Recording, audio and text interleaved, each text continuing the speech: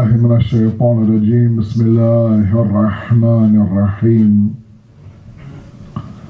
الحمد لله الذي لا يبلغ مدحته القائلون ولا يحصي نعماءه العادون ولا يؤدي حقه المجتهدون الذي لا يدركه بعد الحمم ولا يناله غوص الفطن ثم الصلاة والسلام على أشرف الأنبياء والمرسلين حبيب قلوبنا وطبيب نفوسنا وشفيع ذنوبنا سيدنا ومولانا أبي القاسم محمد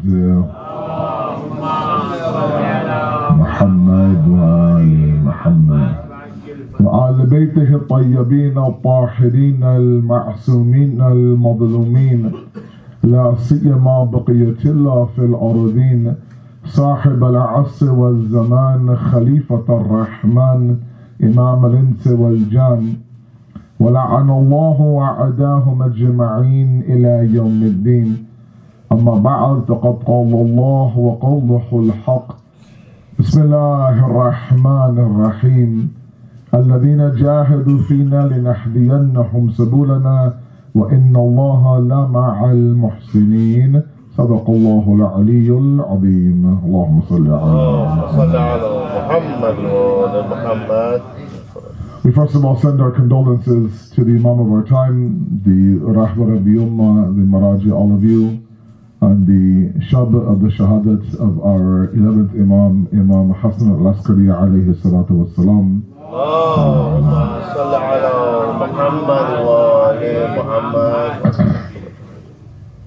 A little bit about our 11th Imam for the sake of our youth who are here tonight, because he's one of those Imams that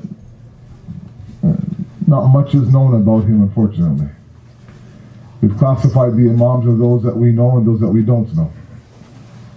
And the one thing that keeps him a little bit connected to us is the fact that he's the father of our living Imam. But really what he has done, what he's accomplished, and what he's left behind for us, the Shi'as, is enough for us to study his life.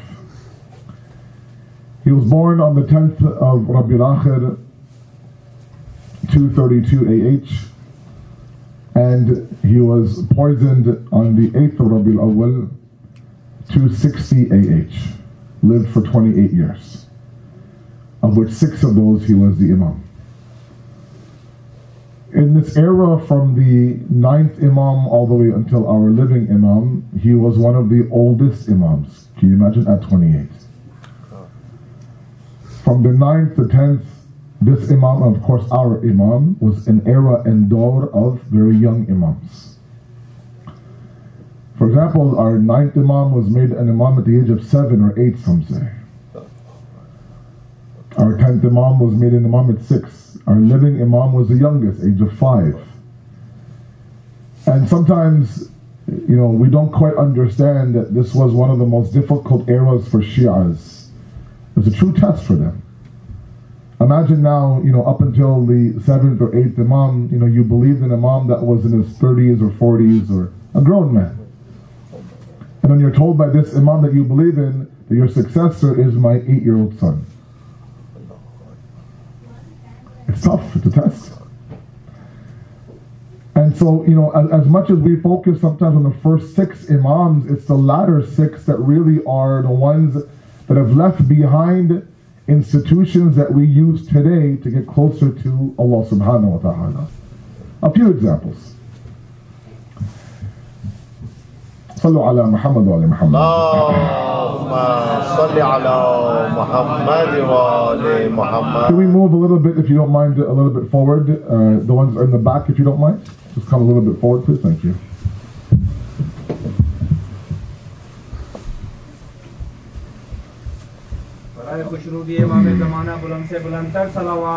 اللهم صل على محمد وآل محمد. The birth of Imam Jawad alayhi salatu wasalam. Allahumma salli ala Muhammad. محمد وآل محمد. And the one beauty of the month of Rajab is that it gives us a chance to really know the 9th and 10th Imam specifically. That's the month that they were both born in and also shaheed in. And the birth of Imam Jawad, the statement by his father, our 8th Imam, is one that really requires an entire majlis to talk about. He says, no bigger source of pride for Ali Muhammad but the birth of Al-Jawad. That's a big statement. We're talking about Imam Ali and Karbala and Imam Sajjad. It's a big statement. And we have to understand, what did he mean by that? We know that it's not lafz bazi, right? It's not exaggeration by the Imams. And when you look at the shara of this hadith, and many ulama have commented on this very, monumental statement, we have to remember a little bit of what is the era in that moment. Imam Rada didn't have Imam Jawad until he was 47 or 48 years old. To have a son that late in your life was unheard of by the Imams. To the point where a lot of them believed that the Imam himself was not an Imam himself. Right? This whole Waqifi group that was born from the 7th Imam, Waqifi meaning waqf, they stopped believing after the 7th Imam, they believed Imam, caused him to be Imam al-Zamana. Based on the fact that now this 8th Imam is in his 40s, mid-40s, late 40s, and there's no sign of a successor. So they believe that one sure sign you should have someone as a successor for you. And because you don't, at that moment then, there's no way that you are the Imam, so there must only be 7 Imams. What's interesting to note is that the leader of the Waqifi movement, which was a very destructive movement during that time, was the head of the treasury of Imam Kazim's imamate. It wasn't some outside stranger. It was somebody who was assigned by our 7th Imam to head up his treasury. That individual led this deviation movement away from our 7th Imam into this whole Waqifi movement. Now, they're dead now, but they caused a lot of damage back then. Now, when Imam Jawad was born, all of a sudden now you have to understand that, the one thing that the Bani Abbasid did, and the way the Bani Abbasids treated the Imams as opposed to the Bani Umayyads were completely different. The Bani Umayyads were consumed with character assassination. So for 98 years, you said la'anat on Amir al-Mu'mineen, on the mimbar, on the pulpit, on the podium, whenever you start any khutbah or speech, just to make sure that any sort of dhikr of Ali is marboot with la'an and a negative connotation. Okay? Or, for example, you spread so many lies about Imam Mujtaba to the point where his own ashab turned their back on him. Or you create this fitna about Imam Hussein in Sham, but these are not the Ahlul Bayt, these are in fact the people who are just rebels, who are trying to cause issues with your Khalifa Yazid, and so on and so forth. But the Bani Abbasids were completely different. They were not consumed about character assassination. They were consumed about divide and conquer. Physically separate the Imam from their followers. Right? So that's why a lot of the first 6 Imams were born in Medina and, were buried in Medina. The first Imam, the 2nd Imam, the 4th Imam, the 5th Imam, the 6th Imam. Sorry, not the first Imam, the Holy Prophet. But then the later ones are now, some are buried in Mashhad, some are buried in Qazimain, some in Samara, because they were physically taken away from their Imams. And they believe that so long as the Imam is not present in front of them, the Shias will khud by themselves now fall apart. So it is these Imams from 9 all the way until our present Imam that really brought about the idea that I don't have to be present in front of you for you to follow me. Precisely what you and I are going through today. The biggest mistake that the Kufans made during Imam Hussein's time was that they would write a letter and say, Mawla, we are yatim. We don't want to accept you as a Khalifa. We want you to come to Kufa. Meaning, as long as you're in Kufa, you're our Imam. Us in Kufa and you in Medina and Mecca does not mean that you're our Imam. That was a big mistake. The Imam is your Imam regardless of where they are. Doesn't matter if he's in Mecca, Medina, and you're in Kufa. The sense of Imamat back then was the fact that he has to be with us, in front of us, hazir, present. Now along comes the 9th and 10th and 11th Imam, and the Bani Abbasis, they were cruel, nasty leaders, would separate the Imams from their followers, forcing Imam Rada to leave Medina and go towards Mashhad. All with the hopes that if the Imam is not physically in front of you, the shields will fall apart. So they were forced now to do what? To begin the system of, for example, taqleed, that a lot of people have problems with today. The idea that, look, I'm sending and I'm training my representatives in Medina. If you have any fiqhi masail, any questions, any issues, ask them where you are. The answer they give you is the answer I'll give you. Wow. Have that much fiqhi. To the point where it got to the point, this Imam that we are here tonight to commemorate would actually for months at a time disappear. Go into ghaibat. Small little ghaibats. And would leave instructions to train the Shi'as that, look, I forget physically here, I'm not accessible anymore, but I'm leaving a system of wilayat behind to ensure that you're not deprived or mahroom from that wilayat. It's a matter of you believing in what I'm leaving behind you and believing that system to lead you towards Allah subhanahu wa ta'ala. Sallu ala Muhammad wa ala Muhammad. Allahumma salli ala Muhammad wa ala Muhammad. Now back to the statement of Imam Rada. I haven't yet explained that statement yet. What was it about the birth of Al-Jawad that was so monumental in the eyes of our 8th Imam? One of them was knowledge. Now keep in mind, everyone is begging Imam Rada, who is your successor? Who is our next Imam? And he brings an 8-year-old and says, come. Imagine now, you know, the eve of the 1st of Muharram now, you're sitting here in this building, you have no idea who the speaker is. And you ask Ibad Hayya, who's coming? Who's speaking? You'll see. In walks in a 14-year-old child. Amama, Abba, maybe 2 hairs on his face, bachara. 14 years old. This is our first alim, first Ashra alim. You'd be like, 14 years old. That's just for 1 hour of a speech. Imagine the idea of he will lead you towards Allah. He's 9 years old. And back then, it was far worse back then. The more senior you are, the wiser you are. Kids were seen as immature people. They still are today, but back then it was worse. And that's why the very first thing that the Bani Abbasid did was they tried to destroy the imamate through ilm and through knowledge. So they set up these massive debates. Right? Yahya ibn Aktham, all these things, to sit there and get the biggest scholar of the time, arrange a massive gathering, put this 9-year-old quote-unquote imam in front of you, and put the scholar, this philosopher, in front of them, debate, show the world around you, this is just a kid, he has no idea, the Ahlul Bayt will fall apart, and we have our agenda. Because up until now, they could say that, look, Imam Ali was, let's say, 40 years old.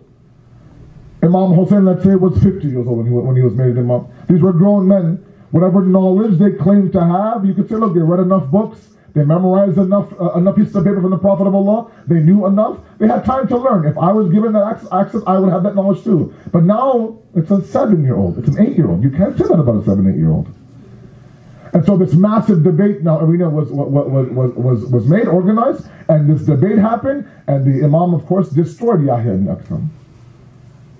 To the point where when the 10th Imam was born and made the Imam at the age of 6, again, Mu'tamid asked Yahya ibn Aktham, now I want you to debate this 10th Imam. He says, no, thank you. I've learned my lesson once. Don't mess with this khandan and this family.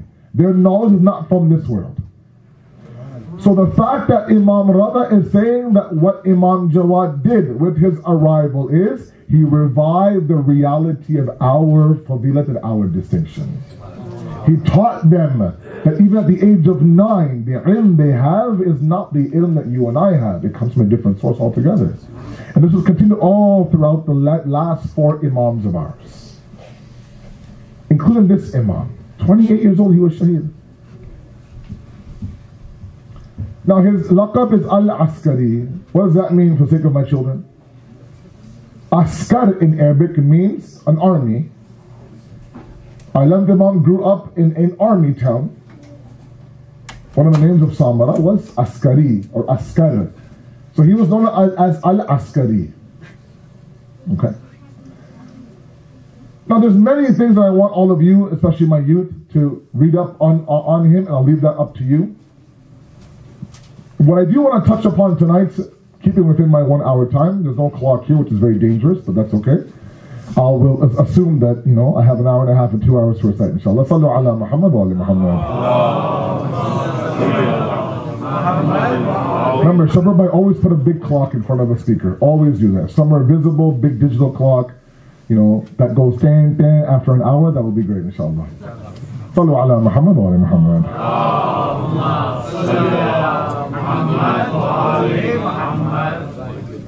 With the Shahadat of our 11th Imam, it's the official closing of Ayam-e-Azha. Correct?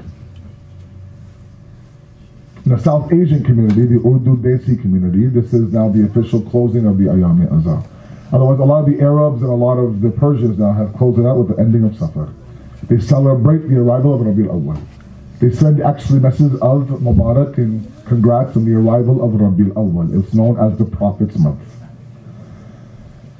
But we extend it until this date. There really is, as far as I know, no really ahadith behind it or seerah of the Ahl Bayt behind it. There's nothing wrong with it. I think that it's the first shahadat of the month, and we officially close that. And now we convert it into a month of happiness. As I mentioned over the weekend at JCC, it's a good moment for assessment. Correct? 68 days of majalis. And if 68 days of majalis now have been, and mashallah, I know a lot of you are very, very, you're very thorough about where you go, and you're very active in where you go, especially our sisters, sometimes 6, 7 majlises a day. We have to sometimes look at it through a qualitative eyes, not a quantitative eyes. Right? It's not how many I did, it's what did I gain from each one. Because this dhikr of Imam Hussain, if you understand it to be the mission of Imam Hussain, time and time again, he reminded us that I am going to Karbala or Kufa for Islah. For Islah. For Islah. He was not, for no other reason. Every khutbah he delivered was for reform.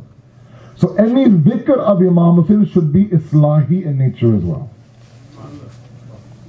If the man is going for reform, and we're remembering him and his mission, then we should have a reformative discussion on the member as well. Makes sense, right? If we're not reforming, or we're, God forbid, we're regressing, then something is wrong either on the member or on the ground. Sometimes it's both, I'm sorry, with all due respect. Because sometimes we want the alim to tell us what we love to hear, not sometimes what we need to hear. The example I give sometimes is Ustad Tawakkul was one of my Dars Akhlaq teachers, not mine, the entire school in Qum. Every Saturday morning from 11 a.m. till noon, he would have a Dars Akhlaq for the entire school. And those for me were the highlight of my week. A very calm nature, he would tell us exactly what we need to do. And I remember him saying one statement: if you leave my Dars Akhlaq happy, then I haven't done my job, he said. I haven't done my job. You should leave my Dars Akhlaq with a bitter taste in your mouth. That I have a lot of work to do. I'm not here to pump your ego. I'm not here to tell you what you already believe. I'm not here to make Jannat a one-way ticket for you.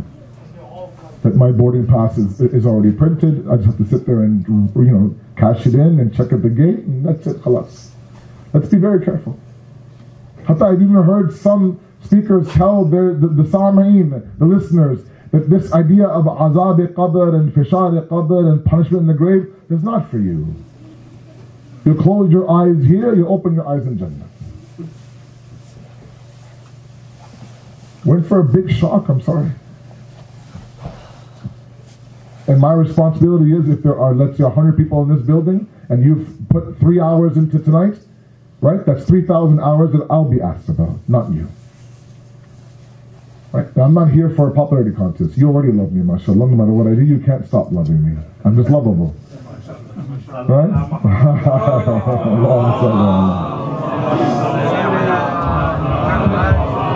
So So one thing I want all of you to do, and one thing I love the fact that these kids are here, is that these kids will take a lot of my parents from the idea of listening to a speech to applying a speech. I've heard so many stories now. I've only been here for 3 days of people saying, look, you know, the example that somebody told me was, last year I mentioned a hadith about you should wake up your family for Fajr like you're waking them up during a fire. It's a hadith, not me.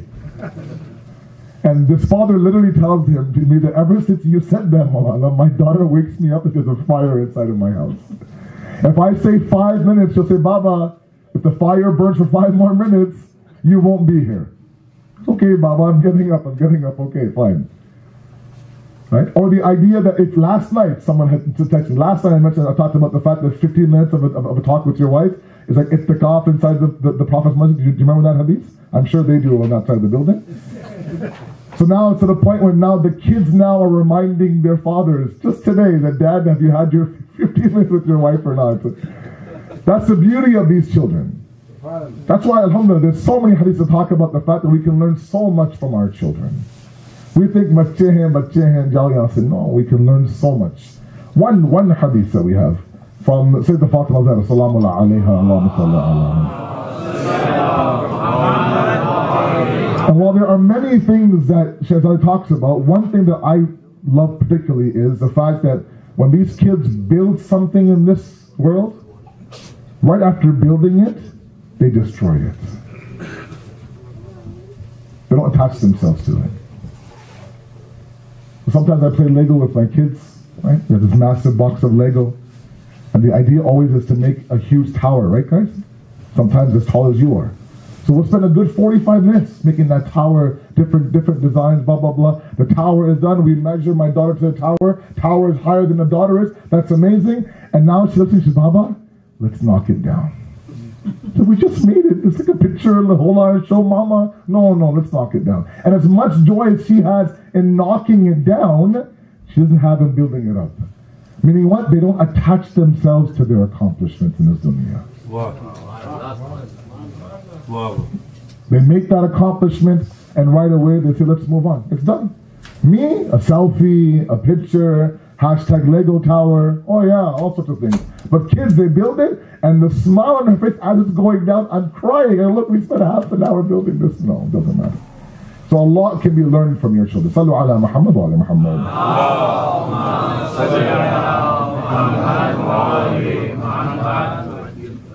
What I really want to talk about tonight a little bit is reform and change. For myself first. I was talking to a priest in Calgary. We had a multi-faith program there in Calgary, a very nice program. Rabbis and priests and Sufis and Sunni ulama, myself, I was there, and I remember talking to Dave, he was a priest there. And in his speech he said that there is so many similarities between Jesus Christ and Hussein ibn Ali. And it was a brilliant speech. And he said one of them is that both of them are individuals that are easy to admire and difficult to emulate. It's a great statement. Great statement. Jesus Christ, you examine his life, he's a man of God. You know, I wish that half the Christians would apply what he left behind. I wish we would apply what Imam Hussein left behind. But easy to admire, very difficult to emulate. No doubt, Imam Hussein is admirable. But that movement to emulation is very difficult. And I'll tell you why. Why is it so hard to change? Even if we are able to get the right message from the minbar, from the proper source, a true alim from the hawza, not someone like me, a true alim, with proper libas, amama, everything. But even taking that and converting it to actual change is very difficult. It's one of the hardest things to do. That's why Allah says, you just show me a little bit, 1 inch of a movement towards change, I will take care of the rest. الَّذِينَ آمَنُوا الَّذِينَ جَاهِدُوا فِينَا لِنَهْدِيَنَّهُمْ سُبُلَنَا. You show me a little bit of struggle, a little bit of jihad, fina, in our way, in our path, a little bit of a change. After that, لِنَهْدِيَنَّهُمْ سُبُلَنَا, I will open up the ways for you. But the path has to come from you initially. The smallest amount of struggle. That maybe, you know what, I have a goatee, I have sideburns, I'm just going to connect these two like this. So this much of an effort. To grow the hair from here to here. Because right now, no marja allows a French cut. Who's alive right now? Or a goatee.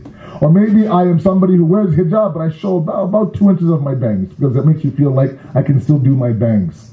And what I do now is I make it now to my hairline. So 2 inches of a movement. That's all God needs. Once that happens, then other paths also begin to open up. Because the first problem that the ulama say about Islah inside of us is that we start off too big. We come in all or nothing, especially my youth. All or nothing. From tomorrow, this. One juz of Quran, Monday and Thursday fasting, this and that, namaz al-shab. Whoa, hold on now. Wait a second now. It's a lot. Right? Focus on one thing. Okay? Imam Khomeini rahmatullah has a very beautiful outline for us. First hadith in his chair hadith. Remember my board on Sunday, those of you who are with me, the chain of thought. We talked about reversing that chain. Right? The very first thing was to recognize that I have to reverse that chain. A lot of you were there on Sunday.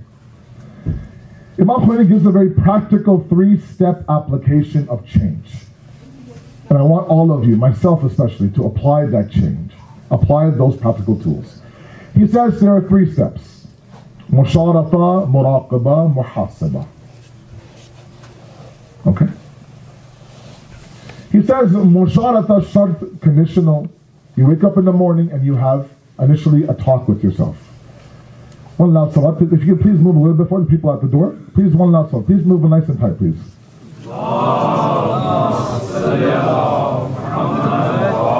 You guys are okay there. You guys in the back, please. Nice and tight. Thank you very much.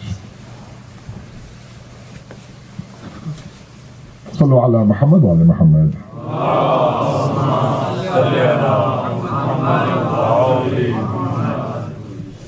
I want to make today's discussion practical. All of you know me, I come here every year. You know exactly that I like to give myself practical tips. Because really I'm talking to myself up here. You happen to be overhearing the conversation, but I'm talking to myself. He says the first thing is shart, condition. Tell yourself there's a problem. And tell yourself that this is what I'm going to do. I'm going to set up a time for myself. Now he says in the hadith, the next 24 hours, tell yourself, I will not break one of God's commands. And to me, 24 hours is rather ambitious. Let's start off with 3 hours. Let's say from 9 a.m. to noon. I will not break God's commands. You don't leave your house until you make that commission with yourself. And you venture out at 9:01 a.m. And now you enter the muraqabah stage. Muraqabah means the actual fight with shaitan. Okay, you've done the training now. Now you're in the octagon. Okay, now you're in the ring. Training is done, everything is done. You've lifted weights, you did whatever you can. Now it's time to fight. 9:01 hits, you tell yourself, I'm not going to break God's command. 9:30 hits, alhamdulillah, nothing. 10 a.m. hits, nothing. 10:30 hits. 11:17, you break God's command. Whatever it is. Non-mahram, music, food, backbiting, whatever it could be. And Imam Khomeini says the moment that you do that, you have to be conscious of 2 things. Number 1, what was the sin? Number 2, what triggered the sin. Remember on Sunday, the deen comes where? The triggers of thoughts, not the thought themselves. We sometimes treat the effect and we leave the causes. The sin is an effect of various causes. We don't understand what the triggers of the sin are. We try to sit there and cover up the sin. The sin is nothing but an effect of causes, right? You remove the causes, the sin khud ba khud goes away. Right? You remove that person in your life and shaitan goes along with them. You keep that person in your life who's toxic, who reminds you of shaitan, God forbid, and you keep sinning and sinning and sinning, and you keep saying, Allah, I'm sorry, and you sin, Allah, I'm sorry, and then eventually you end up saying, I can't do it. I've tried to be pious, I can't do it. So we adopt a defeatist attitude. Why? Because our approach was wrong. We're trying to tackle the effect, not the causes. Imam Khomeini says, no, tackle the triggers of the sin. We don't want to sin. Nobody here wants to sin out of the enmity of God. There's not one kid or one adult here in this room or that room that sits there and says, yes, today I'm going to sin, I'm going to hurt God today. You watch what I do to you, God. No one does that. No one does that. We do it for a variety of reasons. Weakness, pleasure, shaitan, our nafs, temptation, but we don't do it out of the enmity for God. That's for sure. Meaning we all want to be close to Allah. He says, if that's the case, then identify your triggers. At 11:17, what happened that up until now, for 2 hours and 17 minutes, you were good? What happened? Was it a coworker, a person at school, a person at work, a person at home, let's say, for example? Was it a certain meal you ate? Was it a certain individual? What was it? Then you go till 12. At 12, when your muraqabah is over, when round 1 is over, then muhasabah comes in. You sit there and you account. How was I able to do the first hour? Great. Did I avoid? Yes, I avoided. I knew that she was coming this way. I went that way. I knew this guy's going to come to my cubicle or call me up or come to my place and gossip about the whole world. So I told him, you know what? I'm busy. Please don't come. I knew that these guys wanted to go out for breakfast at a place where there's, I don't know, this and that, and I avoided that place. So I took the necessary steps to ensure that I wouldn't go down that path. That's all muhasabah. It's all muhasabah. But the biggest muhasabah is where we deviate off the path. We have to identify that.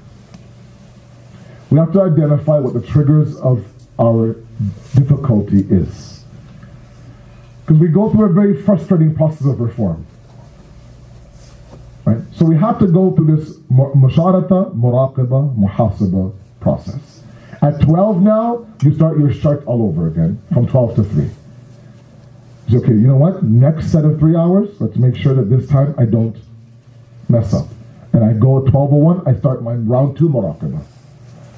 Now you identify round 1, this is where shaitan got me. Round 2 is she's going to try that again, right? If the left hook or jab got me in round 1, the round 2, I'll be looking for that left hook and jab, and I'll avoid it. So if this person was the reason why I sinned, I avoid him the entire day. If this non-mahram was the reason why I sinned, I avoid her or avoid him right away. That's the second 3 hours. And then you do another muhasabah, and so on and so forth. From 3 to 5, from 5 to 7, until you get to 24 hours. Right? That's also the idea of consciousness. You have to be conscious of where we are and what we're doing. You have to be able to identify that, look, this is where I am lacking. Look, a lot of you ask me, where can I start my change? Sallu ala Muhammad wa ala Muhammad. Allahumma salli ala Muhammad wa ala Muhammad. Let me just mention very briefly, okay? Islam is made of 3 pillars, as all of you know, right? Islam, the building, it rests on 3 major pillars, okay? One is our beliefs, one is our worship, one is our akhlaq and ethics. Okay? Our aqidah, our ibadat, our akhlaq. Okay? There are some people, mashallah, who understand God is there. There's no doubt. La ilaha illallah, no doubt, but they don't pray salat. They don't fast. Then there are those who pray salat, they have no idea who they're praying to. Then there are those who know God, they pray to God, but they're horrible human beings. Then there are those who are great human beings, but neither do they pray salat, and their belief in God is shaky. Right? You remove one of the 3 and the building becomes very unstable. All 3 have to be strong to keep the building up.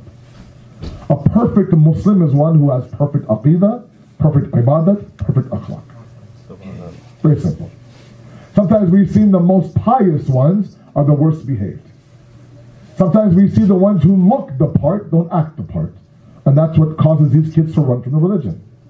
But this is the ambassador of Islam, and no thank you. This is what the deen does to you. No, thank you. The judgment, the lack of tolerance, the akhlaq. I'm asking him a question, he's looking somewhere else. He blasts me, blah, blah, blah, all these things. Okay?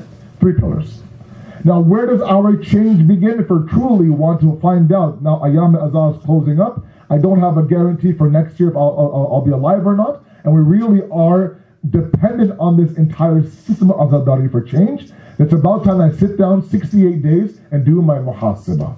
Where did I go wrong? What did I do right? Anything I gained or not? And where you start off with are these 3 pillars of yours. 3 pillars. If God is strong inside of you, inshallah, pillar number 1 is check. But that's not converting into worship. So I understand God deserves my worship, but I'm not giving him my worship. Why not? That's where you start. Or the idea that God is great, my salat is on time, I fast, I give my khums, I go for my hajj, I do everything, but I know that I have akhlaqi problems. My spouse tells me you're angry. My spouse tells me the moment you open your mouth, we all shake. My spouse tells me that all you do is gossip and backbite. Right? So I know my 3rd pillar is where I am at my worst. It's all muhasabah, guys. It's all muhasabah. Everyone has their respective path towards Allah. لِكُلِّ شَيْءٍ طَرِيقٍ. Everything has a path. Right? I mentioned a hadith in Al-Mahdi, the Prophet of Allah, as many breaths as there are in this universe. Breaths as there are in this universe. There are that many avenues to Allah subhanahu wa ta'ala. It's a matter of us identifying what is my avenue to God. There are some people who get to God through knowledge, right? So there's a whole major in the Hawza called Kalam, Ilm Kalam. Okay, Aqaid. So they read volumes and volumes and volumes of books on Tawheed. From this philosopher, from that researcher, from this, and they find God in the books. Then there are those who look, no matter how much I read about God, I can never find God until my forehead hits the khak of Shifa. And Subhana Rabbil A'la wa bihamdi at 3 o'clock in the morning is me finding God. Okay, that's your avenue. Then there are those that find God through tragedy. That I was okay, and then God took my mom away from me, or God took my Javan son away from me, and that was my turning point. Right? Some people find God after Hajj. Right? Some leave God at Hajj. Depends on what happens. I'm serious. There are people who come back from Hajj a horrible human being. There are some who find God after Arba'in. You know what I mean? Whatever it is. The kamal that all of you have to partake on is, what is my path to God? Where is it that I find God the most? And start with that path. And make that path it very, very strong and very concrete. Because that will lead to now more paths. That's when Allah begins, then I'll open up doors that you never thought were open to begin with. But the first step has to come from you. We are obsessed with identifying everyone else's path. We don't know our own path. So if anyone comes to me and says, can you help me with what I need to do? Oh, I know exactly what you need to do, brother. This is your nuskha. Do this, do that, do this, do that. You'll be perfect. No problem. What about your nuskha? No idea where to start. Either we think that, mashallah, I am perfect. I'm the one giving them nuskha. I'm not the one that gets sick. I'm the doctor. Because the Prophet says that the last place to start for khud sazi, self-building, is the self. Ajib. The last place to start when it comes to you trying to better yourself is yourself. We're the worst critic of our own self. Because to us, mashallah, we're farishta. We're perfect. Everyone else needs help, not me. Or we go on this side, where I am so low, I'm such a loser, I'm such a failure, you have no idea how much I've done. We're now to the point where there's no way God will forgive me. So either we are too hard on ourselves, or we're too easy on ourselves. That's why it's important, 2 things. Number 1, you marry the right person. Uh-oh. Number 2 is you surround yourself with the right people. I asked a couple of you guys in this audience I know are right now looking for a spouse. It's not my topic, but very quickly, there are some sisters out there, please listen very carefully. There's a reason why taqwa is number 1 on that list. Before the blue eyes, before the blonde hair, before the 6'4", before the gora, patla, before all of that, is taqwa. Because Imam Sadiq says, alayhi salatu wasalam, he says that if you marry a man specifically with piety when he's with you, he'll treat you with respect. If he has to let you go, he'll let you go with respect as well. It's a profound statement. Sometimes you hear divorces, and sometimes you hear the ugly news after divorces. And you see the asliyat of people sometimes. The most pious families become nasty during divorces. The greatest of guys, the most pious of men, become absolute monsters if she's walking away from him. The second thing is to make sure the people around you, I talked about that I think on Sunday, the ones around you are there to remind you of your path, to make sure you have the proper circle around you.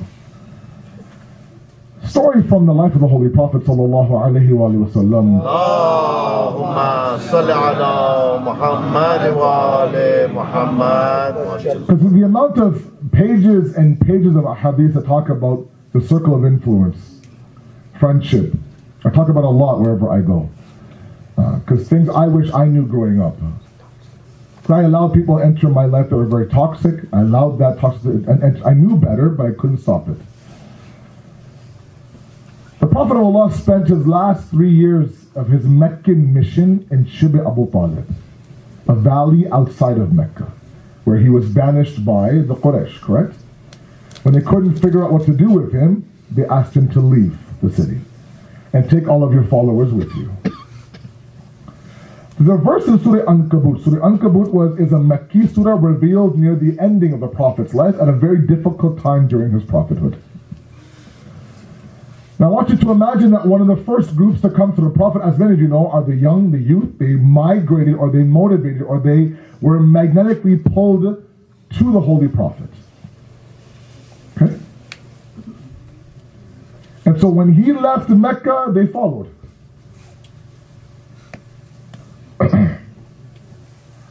The verse in Surah Al-Ankabut says, إِنَّ الَّذِينَ آمَنُوا وَعَمِلُوا الصَّالِحَاتِ لِنُدْخِلَنَّهُمْ فِي الصَّالِحِينَ. Very quickly. If you have iman and you do amal salih, you have the belief and you back it up with action. Okay. Allah says that we will place you amongst the salihin. There are some of you in this room, my young guys in this audience right now, that I know belong to toxic circles of influence. The guys around you, the girls around you are no good for you. They bring out the worst in you. And you have no idea how to get out of that circle. Or you fear isolation, so you stick around. Meanwhile, your parents have spent day in and day out from when you were young to raise you as a good, pious, strong kid. And you throw all that thought to be at the way for a couple of losers who amount to nothing tomorrow. This ayat is for all of you who are in that relationship right now and can't get out. The backstory of this verse, the sha'ni nuzul of this verse, in Shib Abu Talib, very difficult situations. Water is scarce, food is scarce, the Quraysh have blocked off any sort of nutrition, any sort of medication. Very difficult time for the Prophet and his followers. Young guys approach the Prophet, says, Ya Rasulullah, we have friends in Mecca that we grew up with. We have boys in Mecca. Right? Bachpan ke dost hain Mecca. In the gullies of Mecca, we used to, and they didn't have tawfiq to send labbaik to your call, but we did. But our friendship is still there. We miss them. They're there, we're here, and we fear that we might leave here to go there. What do we do at that moment? And this verse was revealed. I mean, the Prophet of Allah is telling them through God that so long as you hold on to your iman and your faith and you do good, Allah says, I will look after your friendship for you. لِنُدْخِلَنَّهُمْ فِي الصَّالِحِينَ. We will place you amongst those who are like you. Just the shart is what? إِنَّ الَّذِينَ آمَنُوا وَعَمِلُوا الصَّالِحَاتِ. Don't sell your soul out. Don't sell your soul out. You know you're going down destruction. Like, you know what? If I don't go down, they'll drop me out of the group. I'll be isolated. I'll be ostracized. I'll be alone. And I don't want that feeling. So I'll say no to my conscience. I'll pretend like I'm having a good time. Meanwhile, I know that this is wrong. How many times do our youth do that? Too many times. I'm sorry. God is saying, leave it up to me. My own story, many of your stories, where you find circles of friends that you never thought 10 years ago that you would sit there and have a talk with. Now you spend hours with them. The Prophet says you have to find those people around you that will remind you of God. Remind you of God. Sometimes I sit with my boys, I have my circle on Saturday nights. You know, we tuck the wife in, we tuck the kids in, we sing our lullabies, soja, soja, and then when they're sleeping, we hop in the car and we go. Because we still think we're young sometimes. Meanwhile, we have to nap in the daytime to make sure we fall asleep at night. So we get together, all of us, we sit around. And when I say remind you of God, we're not sitting there having a tasbih session. You Allah Akbar, you Alhamdulillah, you sub. No, we're not doing that. Sometimes literally we sit there, we watch the Raptors game together. I'm not wearing this, there's no speech, there's no massage, no nothing. We're watching the Raptors game. We're enjoying food, having a good time. Khalas, that's it. That's okay, it's not blasphemous. But I know for a fact that this circle I'm part of, if I deviate off the path, they'll grab me and say, where are you going? Stay on this path. Because the friendship discussion in Islam is at the soul level, not the jism and body level. Meaning what? That you have to find somebody who's as obsessed with your grave as they are with their own grave. If you have one of them, Imam Ali says, one, you're very blessed in your life. Just one. Right? It's not a Facebook friend race. I have X amount of followers, I have X amount. No. One, two people in your life. If you have that in your life, you're very, very blessed. So it's not about how big your boys are, it's about where those boys are taking you. And they're the ones that will tell you, look, I can sense this difficulty inside of you, this akhlaqi bimari inside of you. Let's work on it. They're the ones that will be your voice of consciousness. So the second thing about Islah and reform before Imam Khomeini's discussion is to surround yourself with people who are also equally concerned with your own reform as well. They want to see you become a better person. Do we have that? Ask yourself, do you have that? Even my elders, does your family have another family that you can spend time with on a Friday night? Hop in a car and go to Niagara with, where you know that your wife and their wife will actually talk about good things. Or your kids are okay with their kids, or you are okay with the husband, let's say, for example. Because sometimes I tell you, and I think I mentioned this before, is that sometimes, you know, when I take my family to someone else's house, I have to now explain to my kids why they don't wear hijab, or why there was music, or why this and that, and then I have to, you know, tell her or tell him in my family that they're different, we're different, pray for them, pray for us, blah, blah, blah. It's a lot easier when you and your family friends are on the exact same page. It's a huge issue. And I don't think we give it enough time. Stop and ask yourself, is this family of four that we actually go to the park with, and we go to Niagara with, and they come for da'wats, and we go for da'wats, are they good for my kids? Are they good for my wife? Sallu ala Muhammad wa ala Muhammad. Allahumma salli ala Muhammad wa ala Muhammad. So ask yourself the three pillars. Number one, which pillar is the weakest? Start with that.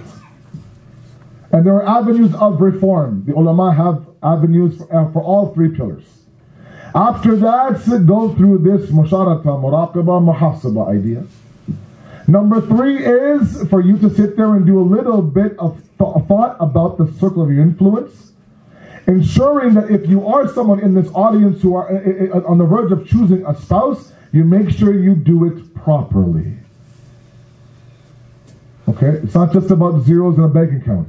It's about the fact that can this man lead me to Jannat or not? Hadith says that when you look for taqwa and you find taqwa, wealth and beauty accompanies taqwa with it. When you only look for beauty and wealth, the beauty fades, the wealth fades, taqwa was never there to begin with. Right? Sometimes I see young guys marry for beauty. Right? That I married this beautiful woman, for example. Within 2 years, 3 years, when I go for counseling, he actually tells me, you know what? She's very ugly to me now, Malana. She didn't get a nose job. It's not like her hair is gone. No, exact same face. But when you don't have that taqwa, you don't have that nur either. So you might look like beautiful on the outside, but on the inside you're not. You get where I'm getting, what I'm saying. It's important that we stop and think about these things. The last point before Masayib, I'm sure my time is up by now. The last point before Masayib, Sallu ala Muhammad wa ala Muhammad. Allahumma salli ala Muhammad wa ala Muhammad. 10 to 9. I had 10 minutes, thank you. Sallu ala Muhammad wa ala Muhammad. Allahumma salli ala Muhammad wa ala Muhammad. See, if I didn't have a clock, I think that was my intro. Let's get into my content now. I have 10 minutes left, inshallah. I'll wrap it up by 9:05, I promise. The last point is that we have to be okay with failing sometimes in this process of change. And hear me out. We can't be so quick to tell ourselves that I can't do it. So I know sisters who wear a hijab one week, take it off the next week, put it back on the next week, take it off the next week. And because they can't keep it on, that means hijab isn't for me, Maulana. It might be for you or for others, but it's not for me, Maulana.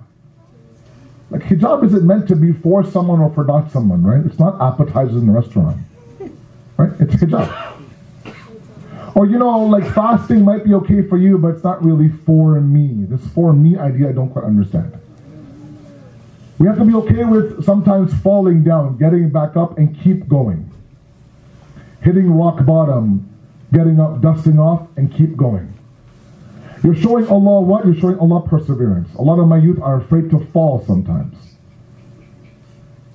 Okay? And one thing I'll tell you, I don't wish to be blasphemous. God doesn't want infallibility from you. We were not created to be a ma'soom. We're not constructed like that. خُلِقَ الْإِنسَانَ ضَعِيفًا. God says you were created weak. خُلِقَ الْإِنسَانَ مِنْ عَجَلٍ. You were created haste. You'll make haste decisions. You're a very weak individual. I'm a very weak individual. So the kamal is not perfection in terms of infallibility.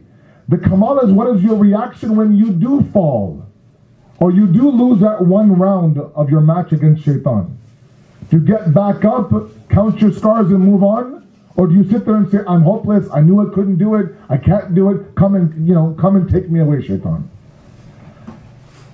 This all or nothing mentality comes from the West. Don't buy it. Allah is not all or nothing. Allah wants to see a struggle. If that means that you are scarred from head to toe, it's okay. All that means is that you were in a fight with shaitan, that's it. It's okay to present yourself in front of God with scars all over your body. The example I give often is, these war veterans. War veterans. Right? They're assigned to Iraq or Syria, Afghanistan. They come back and sometimes they surprise their families, and right? So one little story and then Messiah. So this war veteran comes back after serving, 6-7 years on the front lines in Iraq. His family is there, his friends are there, they're having a huge barbecue in their backyard, they gather around, and then they ask John, we want to hear some war stories. Tell us the war stories. He goes, oh man, my war stories. I got a bunch of them. Talks about how he dragged his friends who were blown up to bits from the battlefield. Talked about dodging this bullet and this mine and that attack and this drone, blah, blah, blah. And one guy's looking at John up and down, and there wasn't a single scar on his face, on his hands, not even a pimple on his face. Nothing.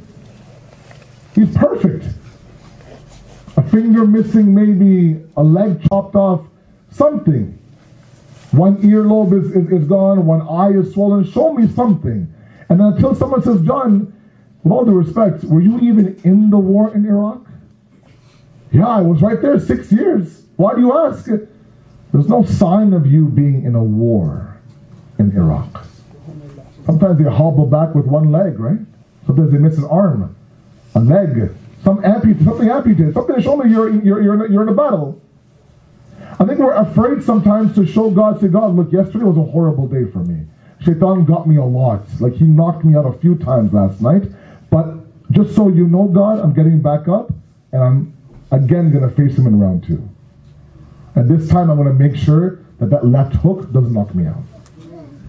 What God doesn't want you to do is throw the white towel in. After one round, say, that's it, I give up, khalas, I'm done. That's it. I knew it. At 17, 18 years old. He wants to see a struggle. He wants to see a fight. It's okay if you have one bruised eye. Just make sure that when you are leaving this world, if you have one bruised eye, Shaitan has both his eyes bruised. That's all you have to make sure. That's it. If you have blood dripping from one ear, Shaitan has blood dripping from both ears. You get my point, right? At the end of the match, the one who interviews you is the one who's being interviewed is you in the ring, not Shaitan. Why? He's knocked out. He can't talk right now. So you present yourself to God, say, God, I lived 65 years in this world. Look at me. I was been through a war, man. I can barely open one eye. Half my foot is this, my ribs, my blah, blah, blah. And God will say, that's all I wanted from you. إِنَّ الَّذِينَ جَاهِدُوا فِينَا لِنَهْدِيَنَّهُمْ سُبُلَنَا. All I wanted from you was a jihad and a struggle. I never wanted you to be a ma'asum in this world. Change is a very difficult thing. Accept it. Embrace it. It's okay if some days you go back. One step back, 2 steps forward. I remember, my son, many of you know, my son was born after 25 weeks of pregnancy, right?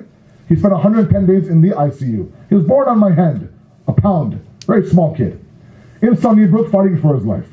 And I remember we were there every single day for 110 straight days, and it's all about his numbers, right? This levels and that level and this level, and we were just obsessed with numbers. Especially me. I would drive the nurses crazy. And there'd be certain days when we'd walk in, his numbers would plummet. And we'd be so depressed. And the nurse would say, look, Mr. Jaffri, this is a bad day for him, but he'll have, the next 2 days will be great. We come in the next day, and his numbers have doubled. And when you go 1 step back, 2 steps forward. Then he will go 1 step back, 4 days forward.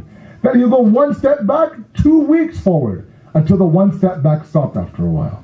We have to embrace that process, guys. We have to be okay with the fact that some days I have my musharata, muraqaba, muhasaba, but at 9:01 I messed up, as opposed to at 11:59, for example. We have to embrace, it's okay if you fall sometimes. Just, God says, get back up. And know that innani ma'akuma, I am always right there beside you. I'm not going anywhere. Nabi Musa is asking Allah, do I climb the highest mountain and scream my hajat to you from the highest mountain, or do I whisper to you on my musalla? He says, Musa, when have I ever left you that you feel the need to climb the mountain and scream at me? Whisper, I'm right beside you. Hablun warid. I'm closer than your jugular vein. Sallu ala Muhammad wa ali Muhammad. Allahumma salli ala Muhammad wa ali Muhammad. So please, assessment. I will assess as well. I heard majalises. I recited majalis up and down the past 68 days. We have to assess. I'm sorry, this might be blasphemous. It's not about how many you attended. It's about what we learned from those that we attended. We should be at a better state right now. In our families, as individuals, as communities. This khazana, this treasure of Azadari is ours, given to us on a silver platter. And we're not there where we should be. That means there is a distance somewhere from admiring Hussein to emulating Hussein. Our 11th Imam, as I said, at a very young age, 28 years, when the enemy was not able to control him, or the enemy was not able to stop the progress of the deen, they poisoned him. And you've heard enough to know that of the 11 Imams that were shaheed, with the exception of Imam Hussein, every other Imam died of poison. Yes, Imam Ali was struck with the sword, but what killed him was the poison.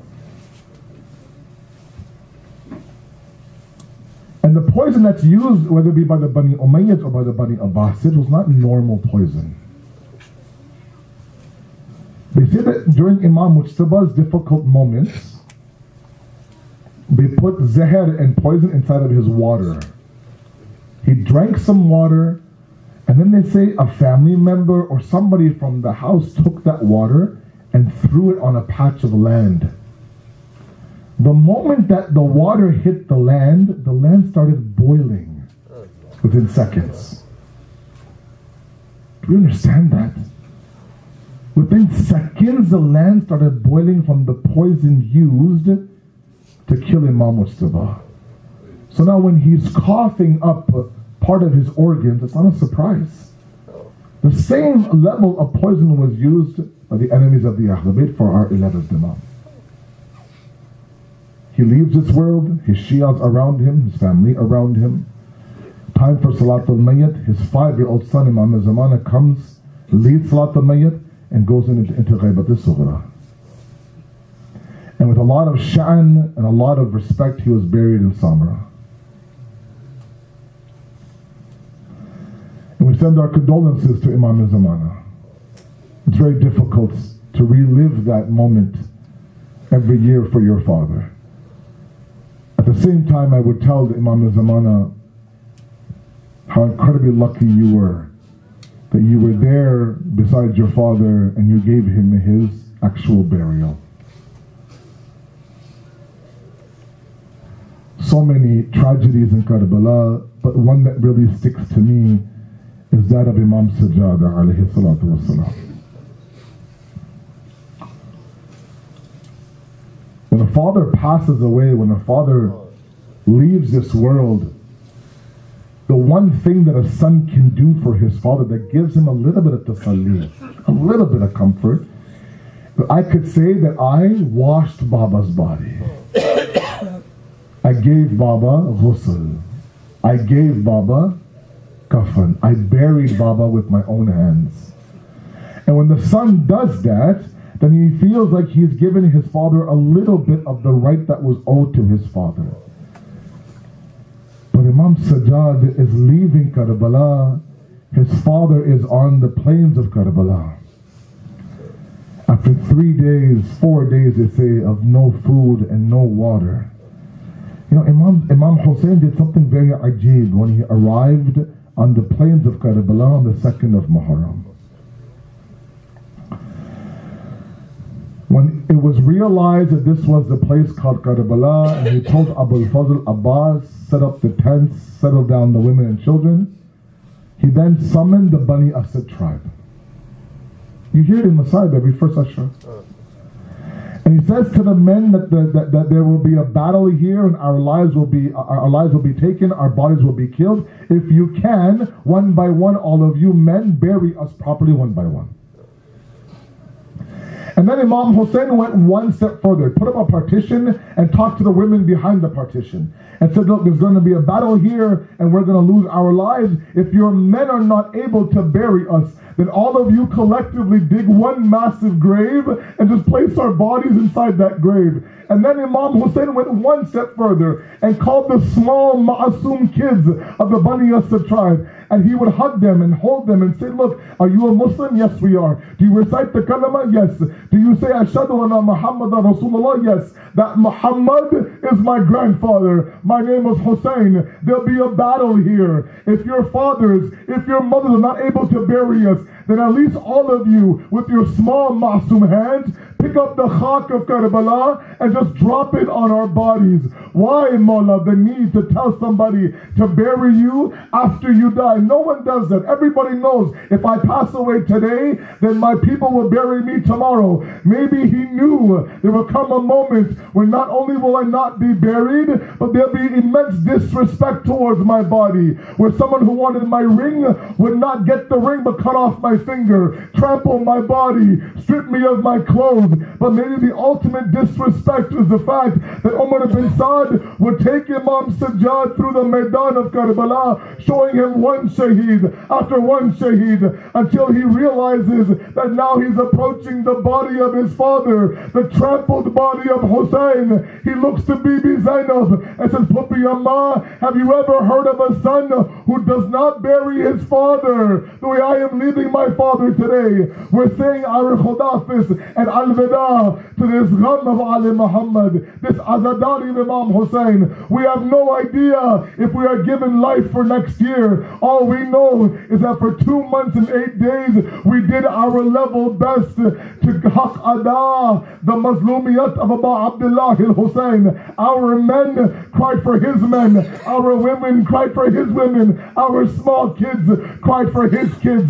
So no matter what grief all of you go through in your particular life, take that drop of grief and drop it in the ocean of Hussein. If you lose a brother this year, then think of that moment where Abu Fazl Abbas falls from the horse and Imam Hussein goes running and Imam Hussein holds Abu Fazl. And any time that someone who's very close to you is holding you and hugging you, you also want to wrap your arms around him. But Abu Fazl didn't have arms to wrap himself around Imam Hussein. If you are a niece that has lost her uncle, think about that moment when Bibi Sakina saw the alam but didn't see the alamdar. If you are a daughter who lost her father, think about that moment when Bibi Sakina is clutching the head of Imam Hussein in the Zindan of Sham. A sister to her brother, that moment that Imam Hussein leaves the khayma, mahalan mahala yabna Zahra, slow down, oh the son of Zahra. It was Zainab talking to Hussein. So many lessons in the plains of Karbala for us to drown our grief in, for us to take our gham and drop it in the ocean of Imam Hussein. We are thankful to Imam Hussein for everything that he's done. At the same time, we ask you, Allah, accept our grief, accept our tears. Give us hayat for one more day of Ashura next year, inshallah. We ask you, Allah subhanahu wa ta'ala, to accept our qaleel ibadat, inshallah. We ask you, Allah subhanahu wa ta'ala, to give us no grief and no gham except for the grief of Ali Muhammad, inshallah. We ask you, Allah subhanahu wa ta'ala, to give us that tawfiq to not only admire or cry for Hussein, but emulate and imitate him as well, inshallah. We ask you, Allah, that while we grieve for that Hussein in Karbala, we also await for our Hussein in Ghaibat. We ask you, Allah, to make us isqaba and worthy of the Imams, we are parents, and for us to be beside him when he comes, inshallah.